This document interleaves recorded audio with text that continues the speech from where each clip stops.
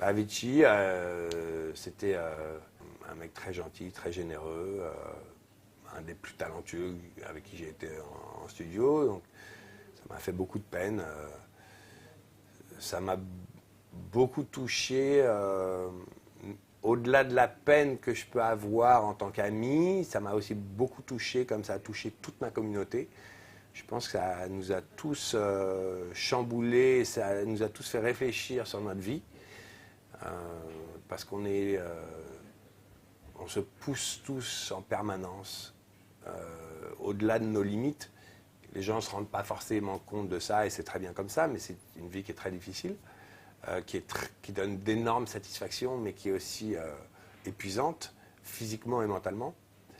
Et il y a beaucoup de collègues qui reconsidèrent leur manière de vivre, et moi y compris, depuis ce qui s'est passé. Et je prends beaucoup plus de temps pour moi. Le fait que ça ne s'arrête jamais, d'être sous pression en permanence et qu'il n'y a jamais de break pour nous. Enfin, on ne vit jamais pour nous-mêmes. Mais en même temps, on peut se plaindre à personne, parce que à qui on va se plaindre? Tout le monde rêve d'avoir une vie comme ça, et c'est extraordinaire, c'est vrai. C'est magnifique d'avoir cette vie. Mais, voilà, faut apprendre à dire non, et je pense qu'en fait, le problème d'Avicii, c'est qu'il ne savait pas dire non.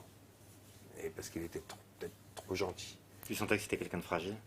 Oui, mais d'ailleurs, il m'avait invité dans son documentaire, et je ne l'ai pas revu depuis, parce que j'appréhende. Excuse-moi. Je ne l'ai pas revu depuis, mais c'est vrai que